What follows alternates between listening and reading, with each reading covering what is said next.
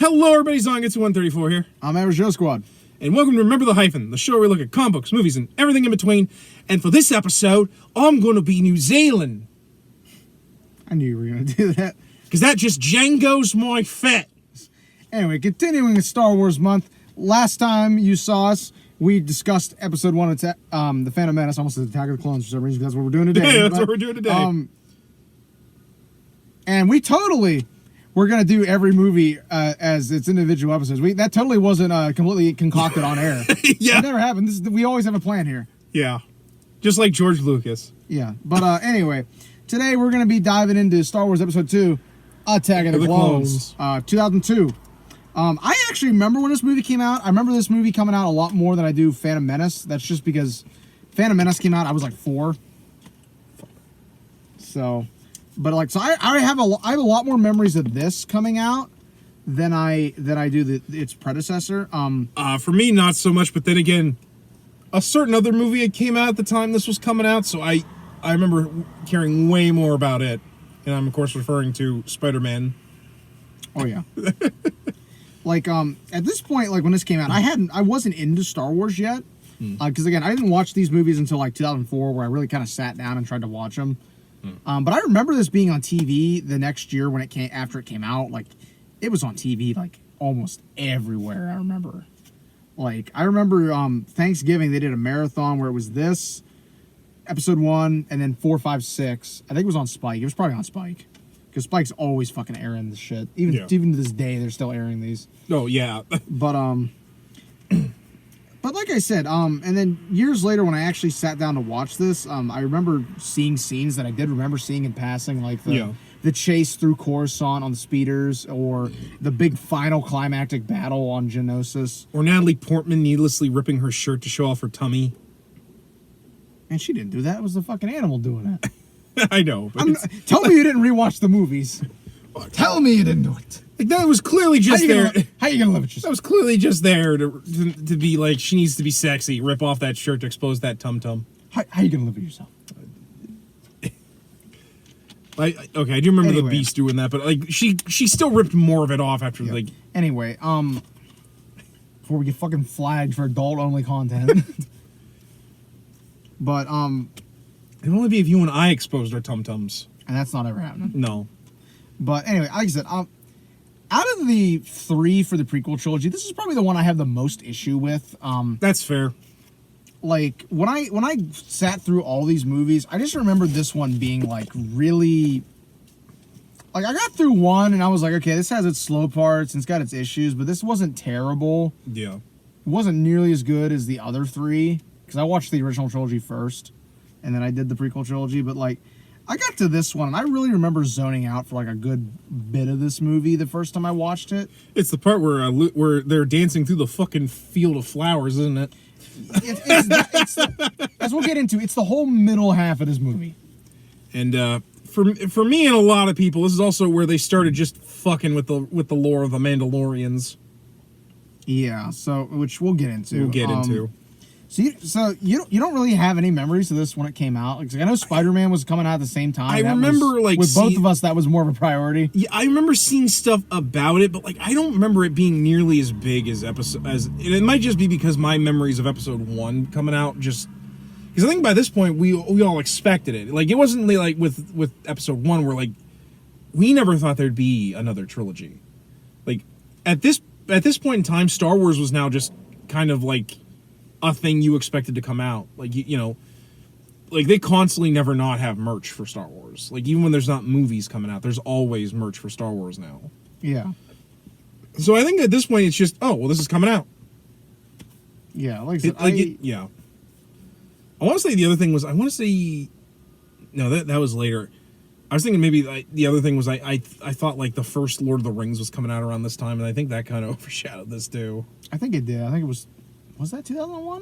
2002? Yeah, maybe might have been 2002. I think all 3 of those dropped. I'm not a Lord of the Rings guy, so feel free to correct us. I'm not at all a Lord of the Rings guy at all. My friend Sidonia's going to watch this and be like, actually, I'm going to give you the entire Book of the Silmarillion down here in this comment section while oh my god. That's crazy. But I don't remember asking. No, I can't Sidonia. I know how much you love those movies, but no, I remember it. Just so you guys know, there will never be a Lord of the Rings review on this channel. Well, It's not happening. Yeah, I just like the only fantasy I really enjoy is Legend of Zelda. Conan. When, That's Sword and Sorcery. I don't know. If that's a little more mature. But anyway, Attack of the Clones. Yeah, so with this movie, we see it's years past episode 1. Anakin has become a Jedi Padawan now to Obi-Wan Kenobi, who's now a Jedi Knight. Queen Amidala has now become Senator Amidala after her rule. She continued to serve Naboo. I still remember that was a big, because like the explaining the politics of her becoming a queen and then a senator is one of the biggest hang-ups a lot of people have. Yeah, and then the movie opens up with this assassination plot on her. And so, obviously Obi-Wan and Anakin are elected to protect her because, they obviously have a rhetoric from last time. Yeah. And it's revealed that Anakin still has feelings for Padme. Despite the whole... kind of seem to be reciprocated, kind of don't seem to be at times, up until the middle of the movie when it just completely... Yeah. Gives out, basically. And this is before the whole thing where the Jedi's can be like, may the Force be with you, because I sure the fuck won't. Where they apparently pump and dump.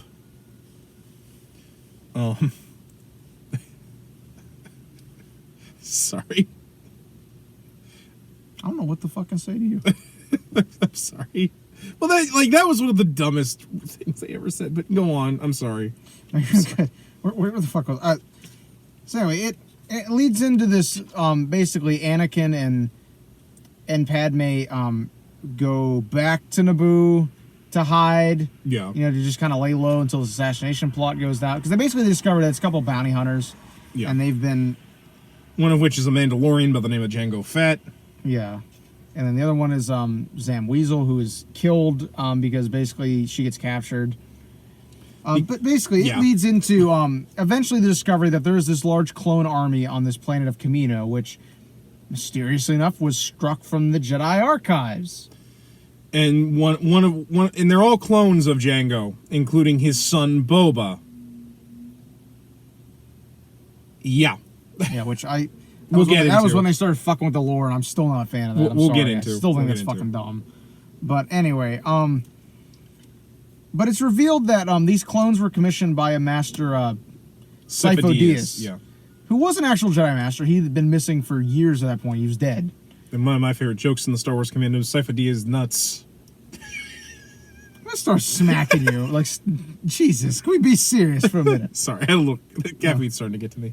No, that's fine. But Fett mentions he was hired by a man named Tyrannus, Darth Tyrannus to be precise. So this leads into Obi-Wan investigating this further. While all the while, Anakin and Padme are starting to fall in love, basically, which is forbidden by the Jedi Code. No attachments. Yeah. Technically, love is not forbidden; it's just attachments. Again, going back to my joke, "May the Force be with you," because I sure the fuck won't. But basically, Anakin this whole time has been beset by dreams of his mother dying. So they eventually go to Tatooine and find out that his mother has been kidnapped by Sand People. Yeah. Which leads into he goes to rescue her, only to get there just as she's dying, and which leads to him turn to the dark side, where he genocides an entire tribe. Yeah, he kills an entire tribe, but not just the men. He kind of draws on the dark side a bit there, and then he has this kind of he knows what he did was wrong, that he shouldn't have done it. But it kind of opens up the door that Anakin's got a dark side, because which is definitely part of he was taken in by the Jedi at an older age. Yeah. Kind of past where they would accept. Well, then they throughout this movie, you've noticed that Anakin has a bit of a rebellious streak where he tends to disobey orders from Obi-Wan. I mean, granted, a lot of the times he does so because he does have a kind of clever idea.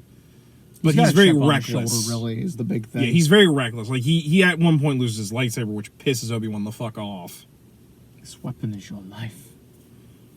But so while this is happening, Obi-Wan has been captured on this planet named Geonosis, basically, where Darth Tyrannus is hiding out, who's revealed to be called Count Dooku. Now, Dooku, as we mentioned in the last episode, was Qui-Gon's master, and he was actually an apprentice to Master Yoda. Quick aside, is the Count thing a Sith thing, or is that just... No, he's legitimately a Count. Okay. It's part of his family lineage. He's actually a Count. Okay. He is legitimately just a Count. Like that. Then that's not me trying to be snarky like I was last one. I legitimately wondered about the Count thing. He is legitimately a Count. Which, I mean, to be fair, is just a little tongue-in-cheek nod to the fact that they got fucking Dracula to play Count Dooku. Yeah, basically. And he's awesome as Count. Like, I love Christopher Lee. Christopher Lee is one of Dooku. the best parts of the prequel trilogy, by far. I wish they had let him do more, but... So anyway, Obi-Wan had managed to get a message to Anakin before he was captured. So that leads to Padme and him going to Geonosis to rescue Obi-Wan, which doesn't work out. Which because actually of leads, course it doesn't. which also leads to Anakin losing one of his arms or hands. Later on. Yeah, later. Later. We're not at that part yet. We get there when we get there. Well, I know, we're 10 minutes into this explanation. I'm giving you the Cliff Notes, motherfucker. I know you are. But anyway, they are about to be executed on Geonosis when the Jedi show up. Mace Windu and the rest of the Jedi show up to rescue them. Yeah. It leads into a battle. The Jedi kind of, hold their own, but they are definitely outnumbered. Yeah. And that's when Yoda shows up with the clone army. Yeah. Which therefore ignites the Clone Wars. Yeah. They go after Count Dooku. There's a short lightsaber battle between Dooku, Anakin, and Obi-Wan. They both get beat.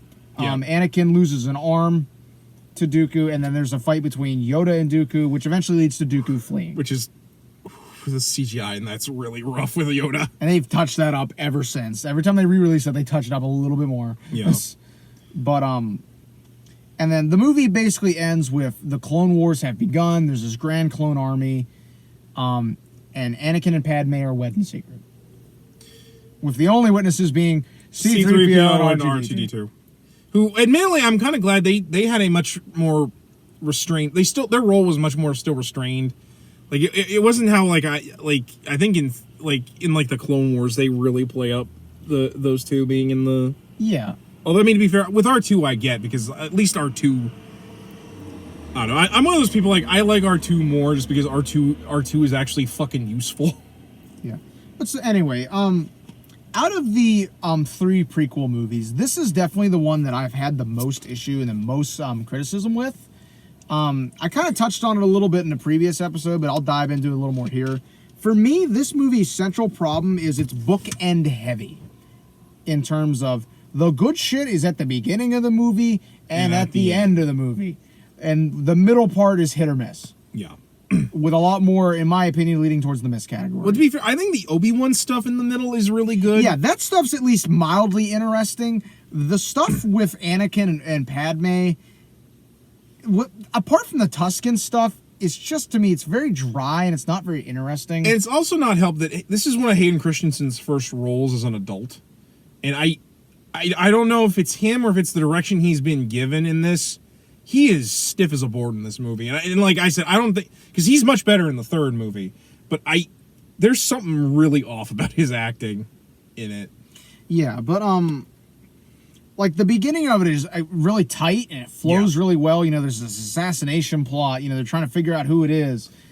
And then it, kind of fades out, where, Obi-Wan's investigating this clone army and... who hired this bounty hunter to kill Amidala, and it leads into this middle half. And I will say, the Obi-Wan stuff is definitely very, very at least entertaining. At least when they don't fucking cut it out, the one deleted scene. I thought they deleted some of that from the diner. I thought that diner scene originally wasn't in there. No, it's in there. It is in there. It's always been in there. No, he talks to somebody in there that they cut out originally. No, it's the diner guy. He's in there. He's been in there. He's been in there the whole time. I thought... See, this is my problem is I remember some scene was cut out of this that people always talked about before it got put back in. I'll look it up later because I don't know it offhand. I mean, that's fair.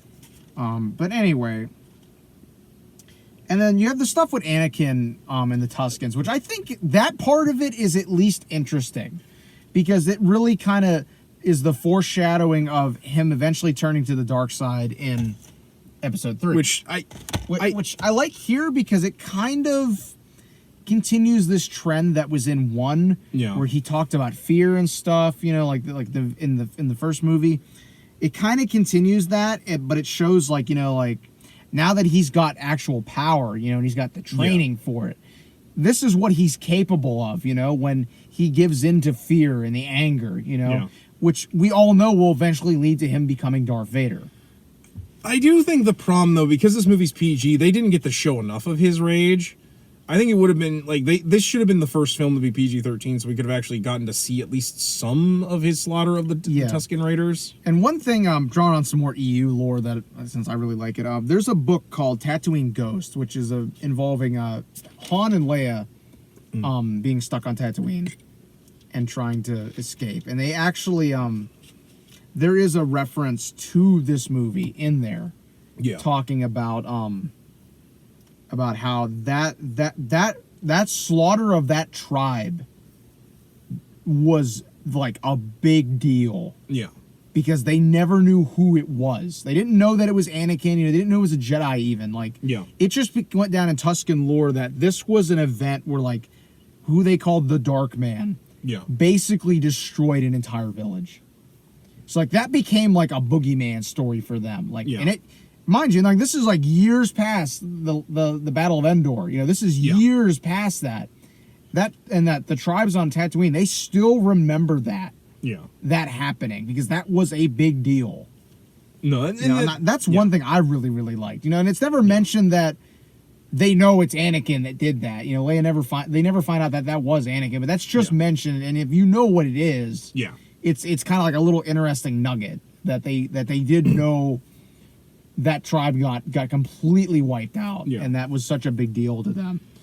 But, like, I kind of agree with you, is that they don't really show enough of it. We get him cutting off the heads of 3 Tuskens, and then it cuts to Yoda on Coruscant with little Easter egg. You can hear Liam Neeson during that saying Anakin no, because he was able to talk through the Force occasionally.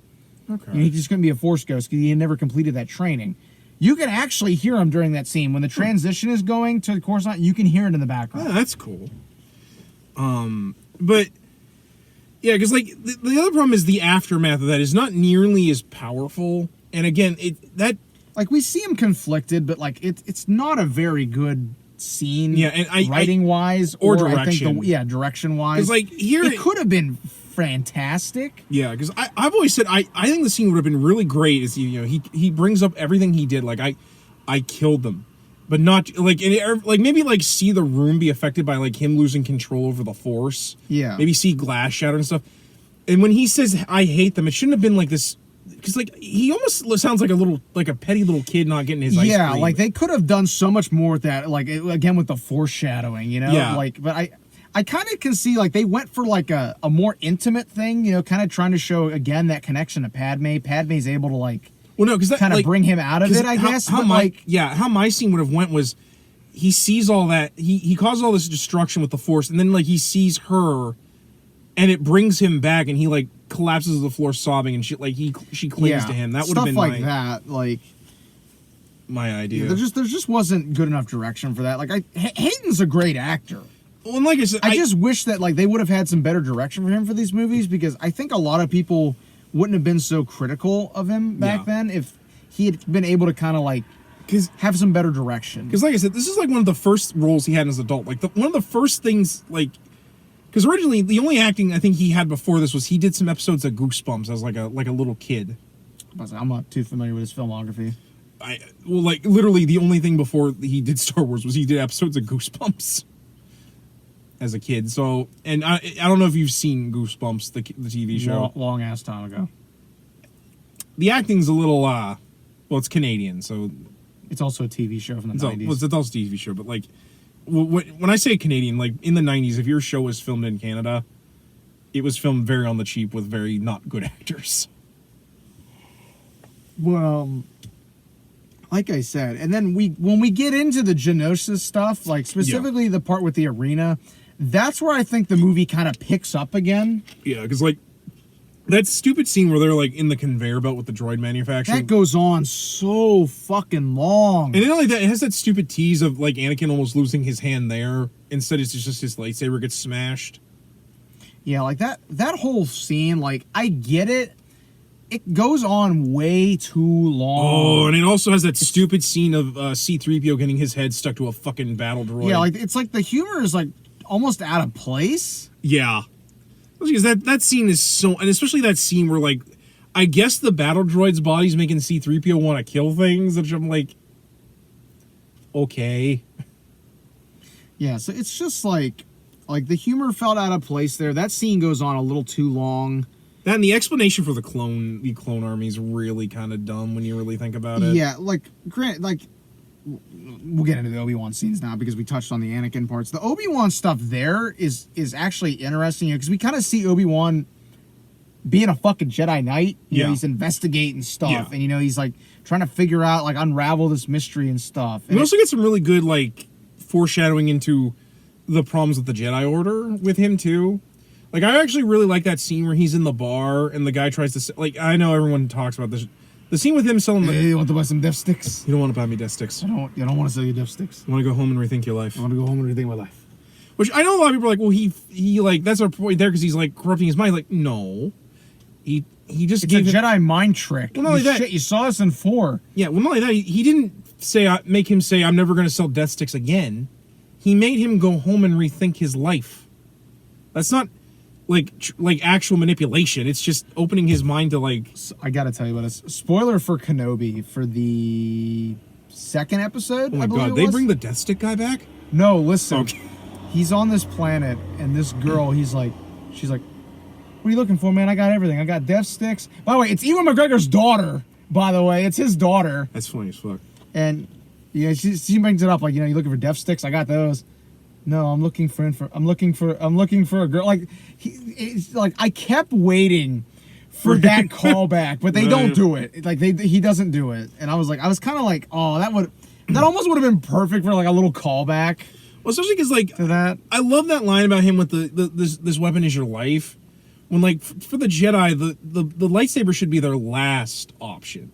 They don't resort to violence until like and they also meant like the crystal you're bonded to it basically. Like there's like a force bond to your crystal. I get that, but like that could have been actually an interesting way to show like some of the problems with the Jedi Order in that like yes and no. Like, and here's why. Oh god, here we go. There's technically 3 different classes of Jedi. You have the Counselors, you have the Sentinels, and you have the Guardians.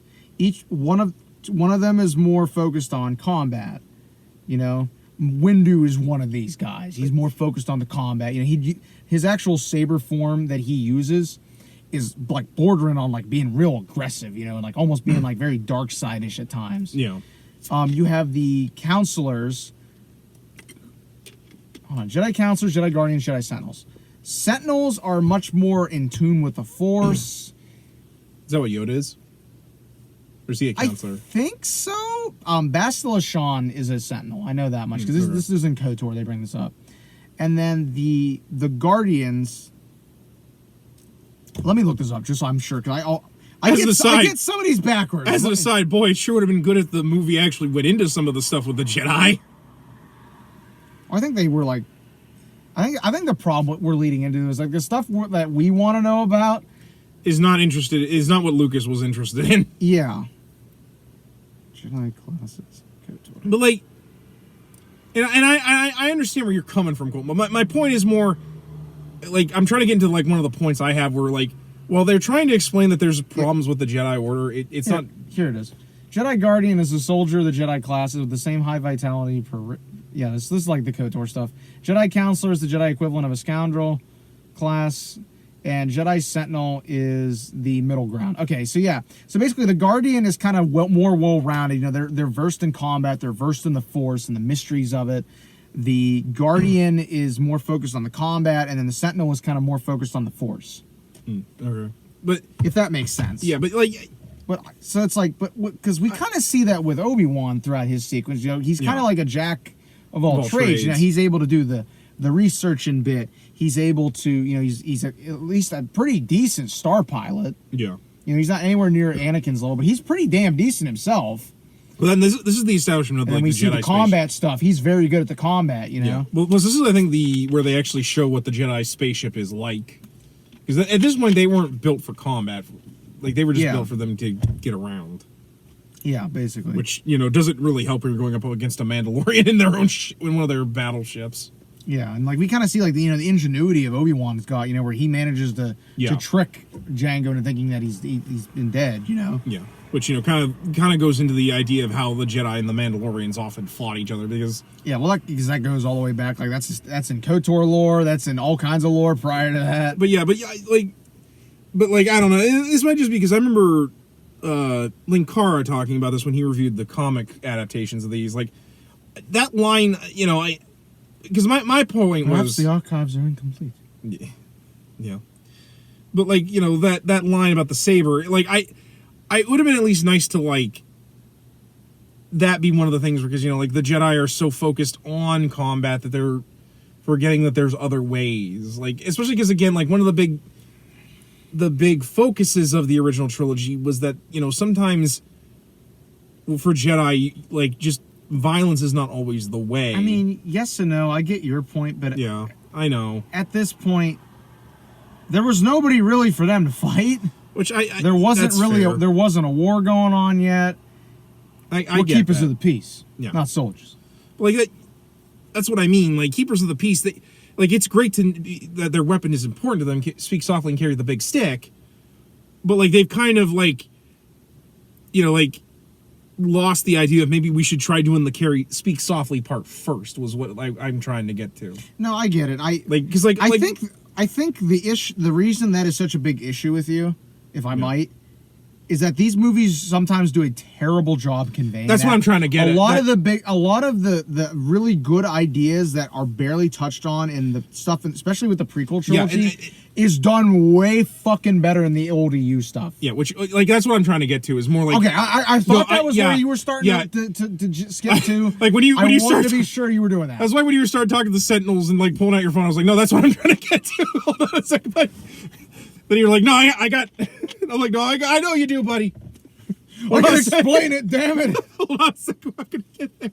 Oh no, I lost him again. God damn it. But no, that was more what I was trying to get to with that, because that line is so good, and it should have been in like one of the things that, you know, pointing out that, you know, the Jedi cannot, like, because I know one of the other things is they can't see into the future like they used to be able to. Or maybe not in the future. They had something. They have never really been able to do that. It's not like a future thing. Like there is something about like they can't see into the Force or something like that. The dark side clouds it.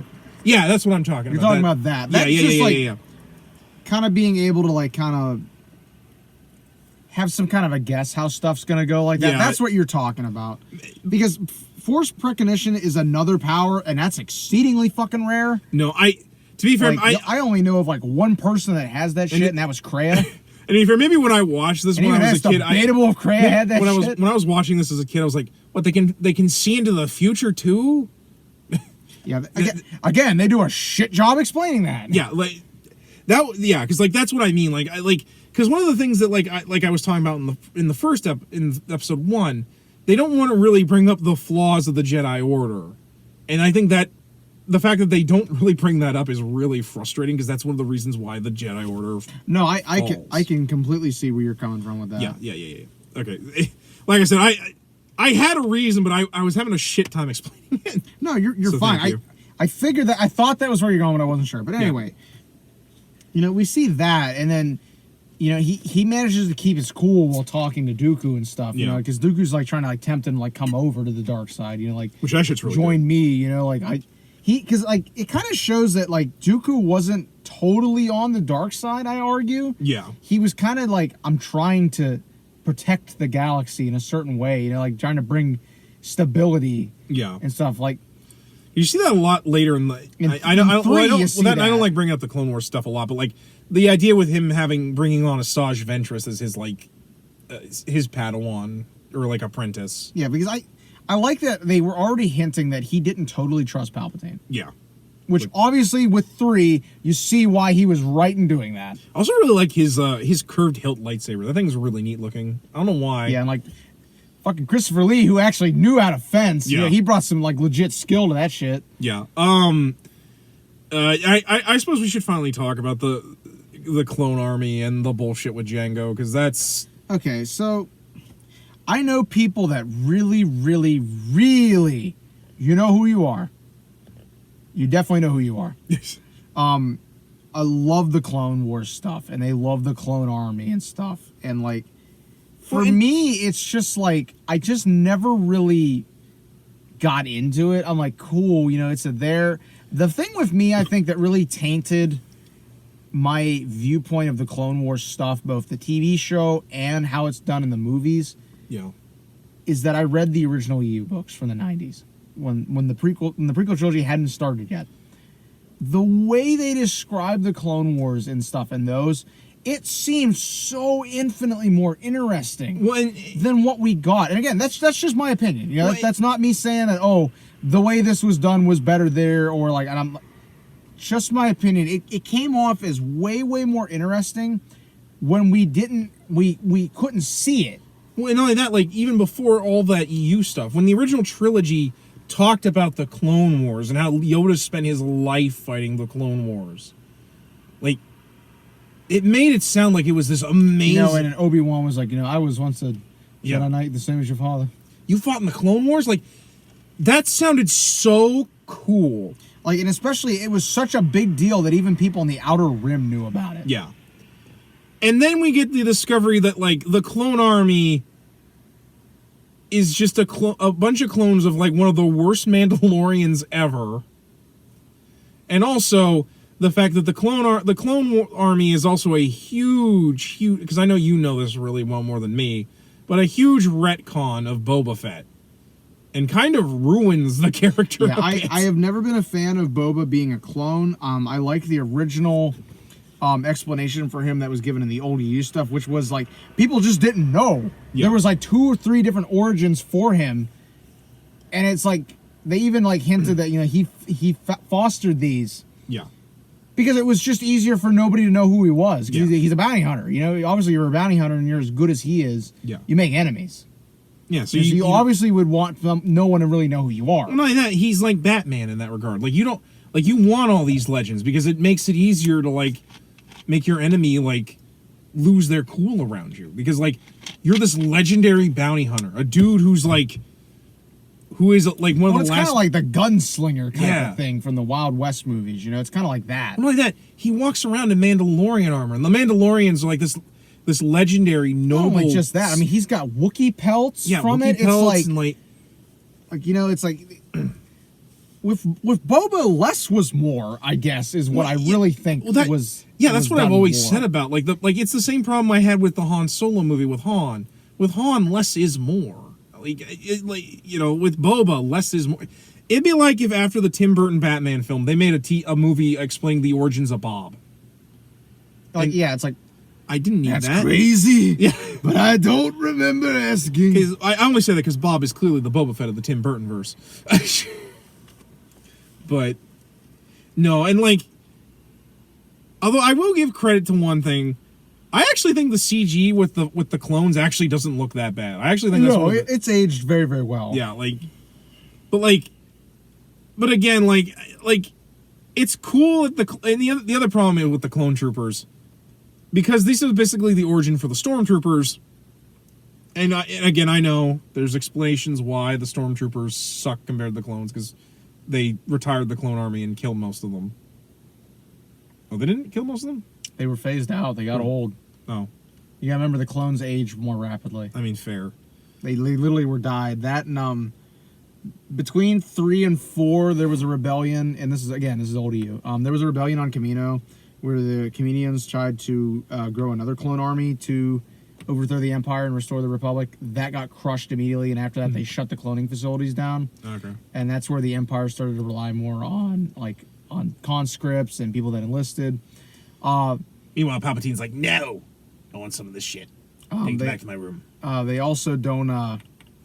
the reason the stormtroopers can't aim all that well is that the people manufacturing their guns in the factories, there are some that are purposely sabotaging them, so they're very, very inaccurate. I mean, fair. But, like, for a lot of people who don't read all that shit. I don't mean that literally. I mean, No, I know. for them, they're like, wow, these guys are great. Why don't the Empire use this shit? No, I know. But there you go. But, like, because I know a lot of people love the clones because, like, they are at least more interestingly capable. Because to be fair, one of the and I'm talking about the original Clone Wars, like, miniseries, that one by Tartakovsky. The 2D one. Just Yeah, say 2D. Yeah, the 2D one. The clones in that are fucking awesome. Oh my god, that one on the invasion of Coruscant where that guy's like, Oh, yeah. where he's just like pulling out guns and shit. He's like one hand in a fucking minigun and like shooting with the rifle with the other one. Or that shit with the weird. that ARC trooper, man. That guy's batshit insane. Or that one fight with that weird knight thing that's on like a robotic horse that like has like a jousting lance and it like mutates in all these fucking tentacles and shit. Yeah. Which I don't know what the fuck that was about. Like, I've never seen anything like that in Star Wars before or after. But, because I will admit, as much as I don't mind the Clone Wars TV show, like, it's real. Yeah. I got the volume turned off, obviously. Yeah, because we can't, I don't want to put get hit with copyright shit on here. Yeah, this motherfucker. This is what the Bad Batch should have actually been. Which it's like the Bad Batch should have just been about this motherfucker right here. I'm just like this motherfucker. Look at him. That's fucking dual wielding and shit. Like, what the fuck? That and the other big problem. Because you decided to make the Mandalorian have an accent from our world. And it's the same problem I have with like early Dragon Ball Z where they made Jace have an Australian accent. What about Sir Alec Guinness having a British accent? British accents are cool and I don't mind it. Same with Grand Moff Tarkin. But with British accents I can kind of forgive it because that's like a royal sounding. You have this New Zealander, and then you have all of his clones who talk like this. No, sir, we're clones. We're dispensable. Whatever. Come on, they don't talk like that. Well, it's really distracting, especially because again. They later with the original trilogy had him come in and redub Boba's lines originally. I don't want to talk about it. So like That never happened. So like it's really jarring and me with my DVD releases of the original versions. I don't know what the fuck you're talking about. But like because here's the other thing about British and Australian accents. With British accents I can at least forgive it because like it doesn't have like a it doesn't draw you out of it. Yeah. Because then all of a sudden I'm like what, do the Mandalorians enjoy watching a soccer game at Space Brisbane? I mean, granted, I really like that guy actually does give a shit about the series. I mean, I do too. I do too. But it's really jarring, especially because, again, like, before they read that, they're like, how come Boba don't talk like that? And I know, I've had people argue with me about this. Where they're like, well, obviously he wouldn't just have the accent. I'm like, but all the other clones do. So again, that's really weird. You could argue that could also be due to the accelerated aging with the clones. I get that, but like it's one of those things that like because the accents. I think that's more so you're reading too much into something that's not there. Which again is fair, but like I know I'm not the only person that was annoyed by that. I know, but I'm like with this, I'm like I think you're just reading too much into which that. Again is very fair. But like that's the problem when like I think with the prequel trilogy in general is because like you're comparing it to what the original trilogy and it just it makes you nitpick the shit out of it. Although like the CGI is not the best thing I've ever witnessed, the Yoda fight between him and Dooku is at least it's interesting because we have never seen Yoda actually have a lightsaber fight. Yeah. My biggest thing is that the lightsaber fight in 2 is done infinitely fucking better in episode 3. Well, and my other thing is I think the problem with the Yoda fight is because everyone believed he was so in tune with the Force he wouldn't really need to use his lightsaber.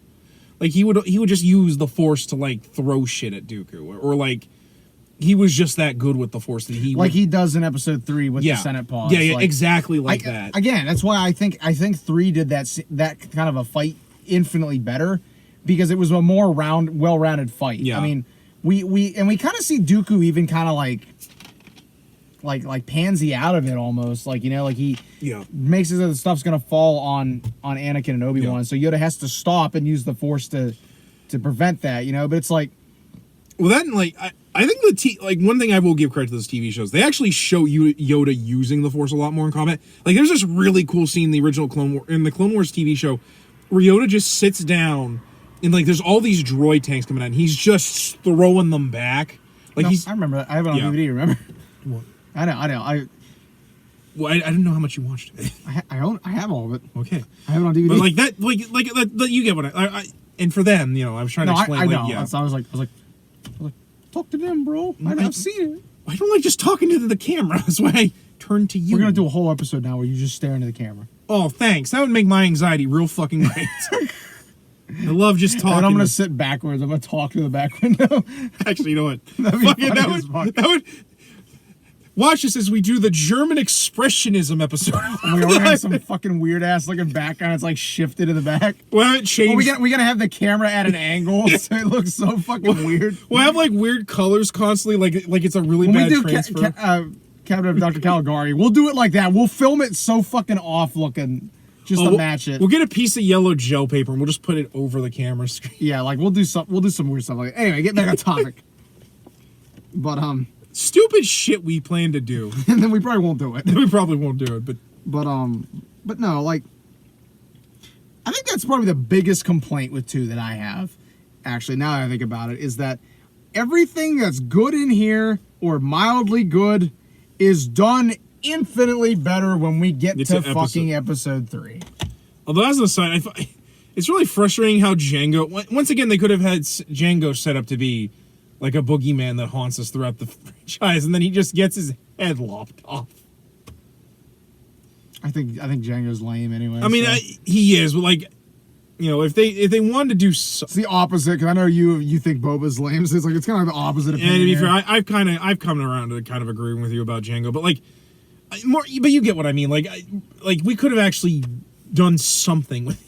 Yeah, I get what you're saying, but like, would you agree with me on that? That like 3 does all of this stuff so much better. Yeah, the romance is done better. The Clone Wars stuff is done better. The lightsaber duels are off the fucking scale with 3. Yeah, they're much better.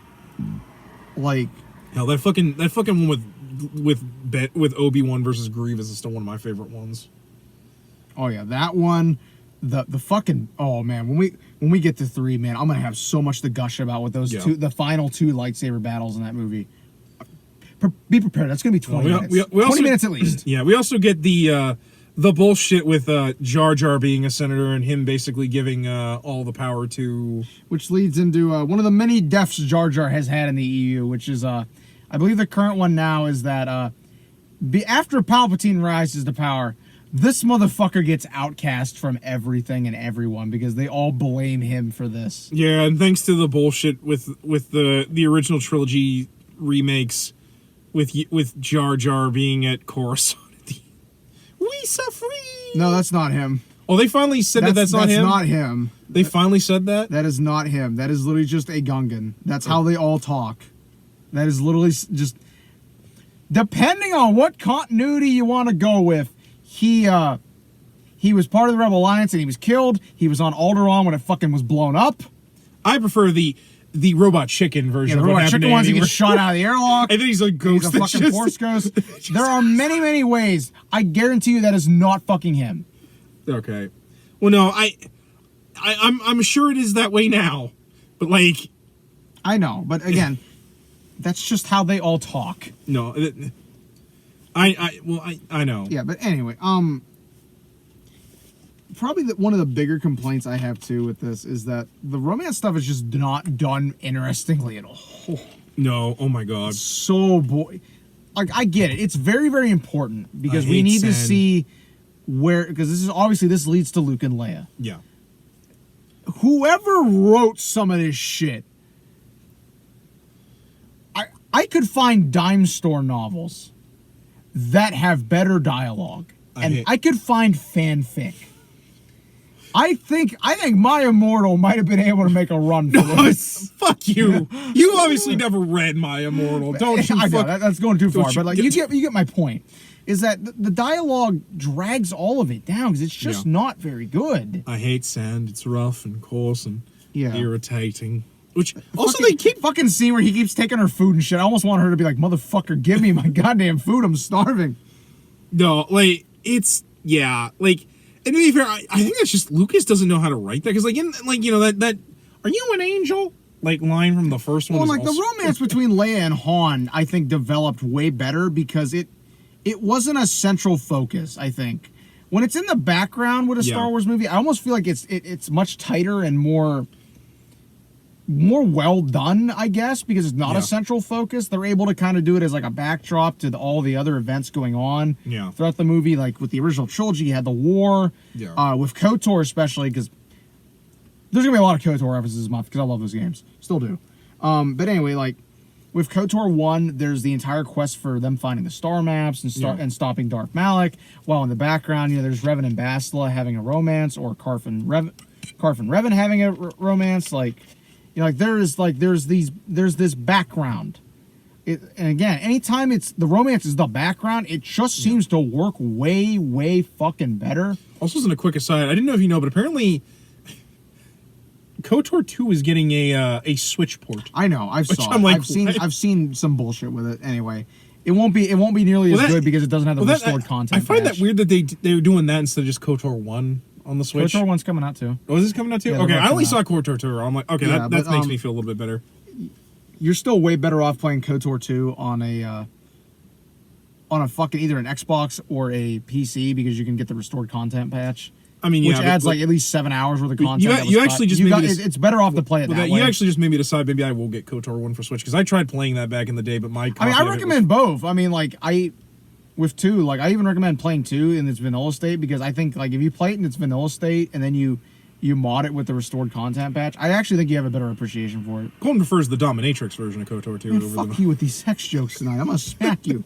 Anyway, but you get my point. Like it seems like Star Wars stuff, when the romance is like a background thing, like Revan and Bastila or Han and Leia, like it just seems to just work way better. It's also, and I don't know if that's just coincidence or like if it's just that like this kind of a story just ain't made for it. Well, like a sci-fi western. I almost wonder if it's not the way they do them is not specifically geared towards it. Yeah, well, the other problem is like I don't think he knew what they were going with it because like, well, you do have like those cutesy moments like, and one of the bigger problems I have is like we have Padme trying to tell Anakin they can't do that because I'm a senator and you're a Jedi, which also really complicates and confuses why exactly this romance is wrong. Is it because of political reasons?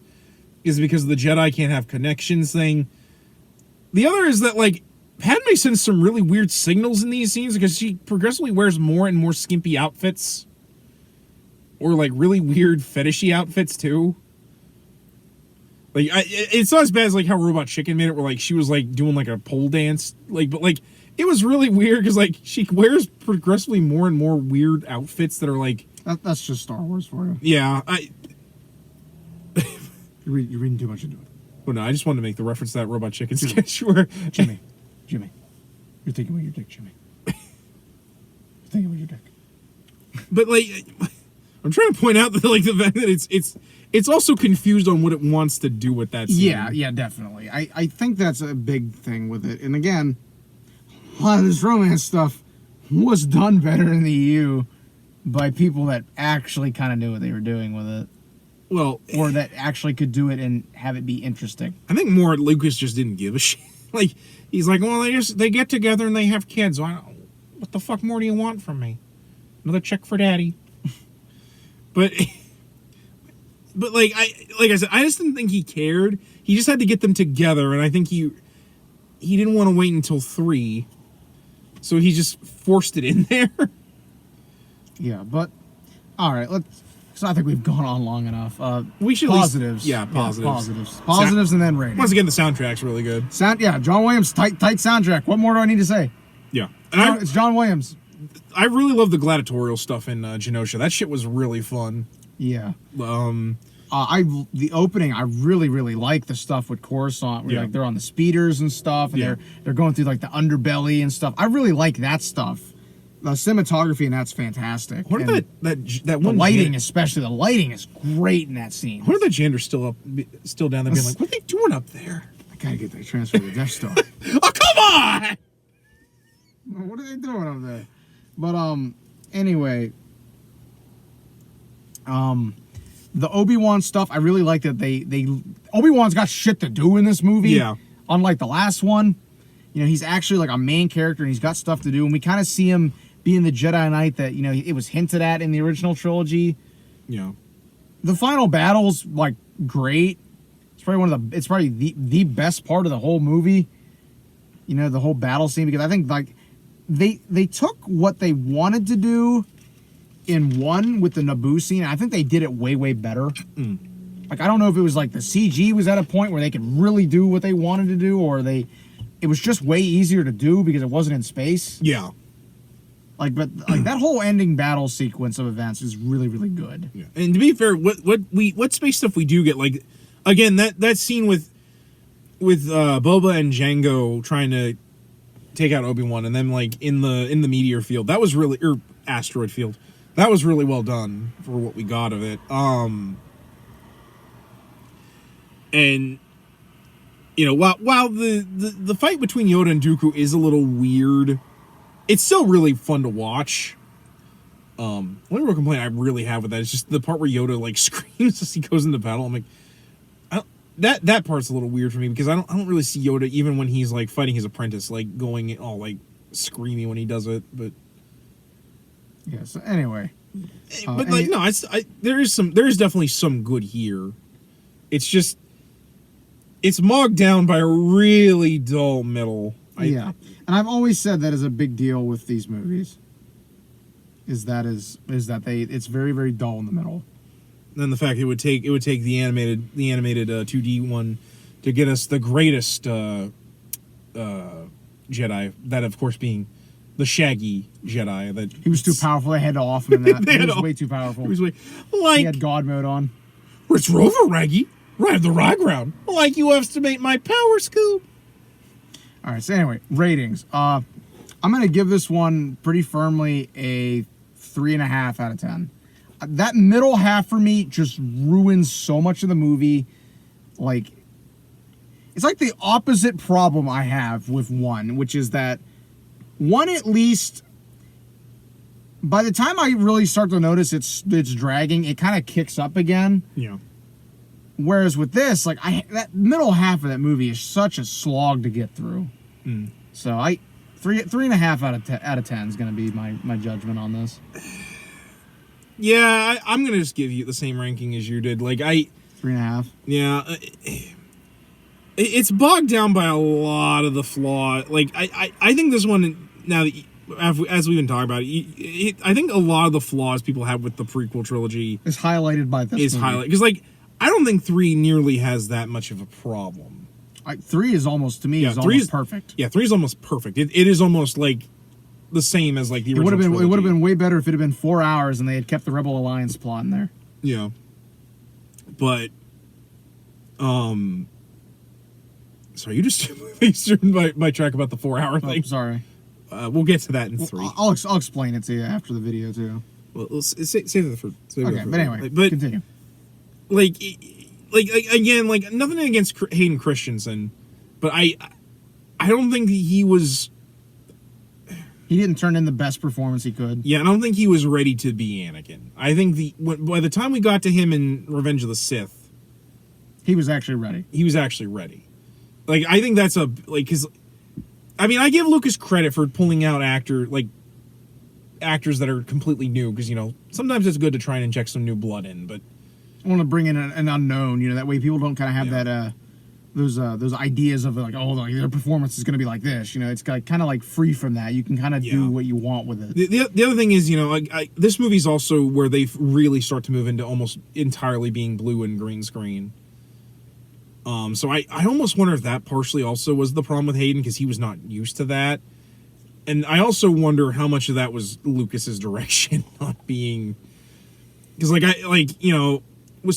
people like Ewan McGregor and Natalie Portman, they already are. And Ewan McGregor, man, he gets better with each movie. Well, not only that, he's already a talented actor. So like, even if he's being given shitty direction, he's able to work with it. He starts to shine in this, and then I think he just hits his peak in 3. Yeah. Shame he couldn't fix Black Mask and Harley Quinn, but no, I there's just a lot of, again, the problems with Lucas being allowed to kind of just do whatever he wants, even though I do think he does try to do some course correction here from the first one, but I don't think it's enough. Yeah. So, in some ways, he makes it worse. Again, the fact that this movie kind of ruins Boba Fett for a lot of reasons, not helped later when they add in fucking Cad Bane. But yeah, like I said, I think this is a step in the right direction, but it's bogged down by some really poor choices. Yeah, so. All right, guys. Thank you for tuning in. Check in next time when we hit the best one of the prequel trilogy, which is Revenge of the Sith, a movie I actually have memories of going and seeing in the theater. Yeah, and one I didn't watch until I was like a freshman in college, because I didn't really watch this. But I remember watching the shit out of it in college, so whenever it would be on Spike. But until then, guys, I'm ZonGets134. And I'm Average Joe Squad. As always, we ask you, remember the hyphen? And take care.